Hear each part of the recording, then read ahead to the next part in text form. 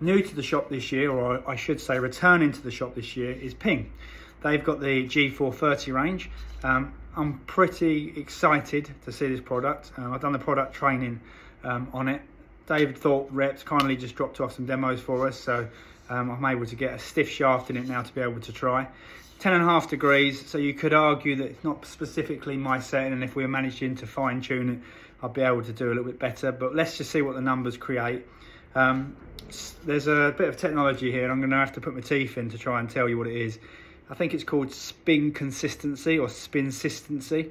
The idea being is that at the bottom of the face of the golf club, they take loft off, so it controls the amount that the golf ball spins.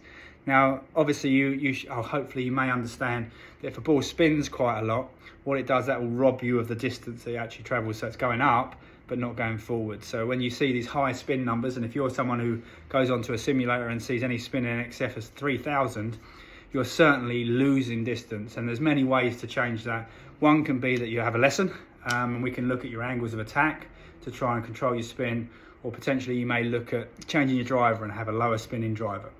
Anyway, this is our first look at the the Ping G430.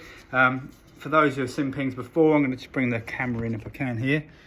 You can just see, hopefully here, the top of the club.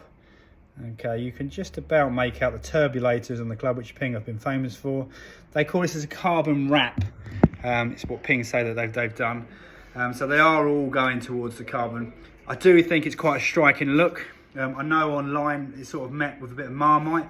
I love the lime colour.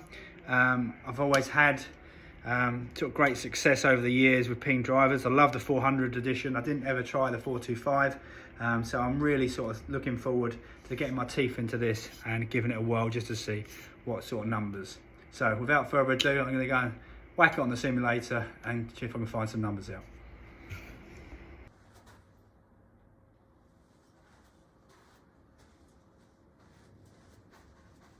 So one of the big things we're hearing with this driver is sound. Ping have worked very hard at trying to sort of change that bean can sort of sound and make it sound more of a solid thud as you hit it. So let's see if we can listen for that.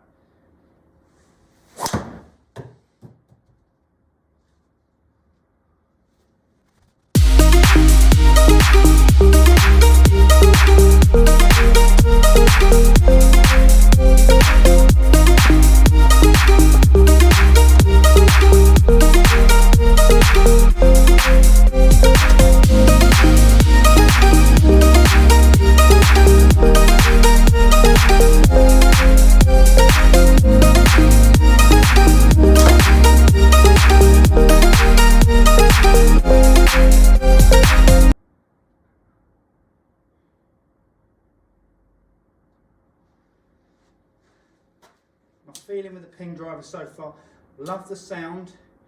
I like the look. Wouldn't say I love the look because I quite like the simplicity of the Callaway Paradigm driver.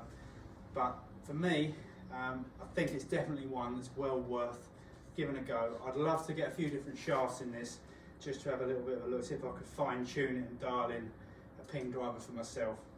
But hopefully we'll get a chance to do that over the up and coming weeks. Okay, finally let's dig into some of these numbers here. So the area we're looking at is, it says wedge, but it's not wedge, it is the G430. What we can see here is you can see spin rates of 3.1, 3.2, 3.1, 3.5, 3.2, 3.6. Now I alluded to earlier on that if you're anything up in the 3000s, you will be losing distance, and I will be losing distance. So it proves that it's a very consistent driver, but potentially this one isn't suited to me. I personally probably would benefit more from like their LS Tech version, so their low spinning driver.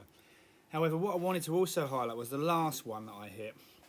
It comes in at spin ratios of 2,515, which went out to carry distance 273 to a total distance of 294, which in itself proves that not only is this driver a very consistent driver, it proves that it is quite a long driver as well. So I think that Ping will be happy that they picked up potentially a bit of distance on their counterparts. But what it does show is that I actually do believe that their spin consistency, or spin-sistency as they say, really does work, because when you look across those ones and take the 2.5 out of it, that's a spin differential of 525, which really is negligible. And it would really, you know, if it was down in my actual region and I was going from 2,000 to 2,500, would be a tremendous driver. Guys, my finishing conclusion on this driver would be great product, looks great. As I say, I preferred the clinical look more of the Paradigm and that polished finish. However, I could easily get used to it because for the ease of use, massive tick in that box and a massive improvement on the sound. But since then, I've managed to get my hands on a 425 and I hit that. And yeah, no, it is remarkably different in sound. So for me, great driver, well worth a try.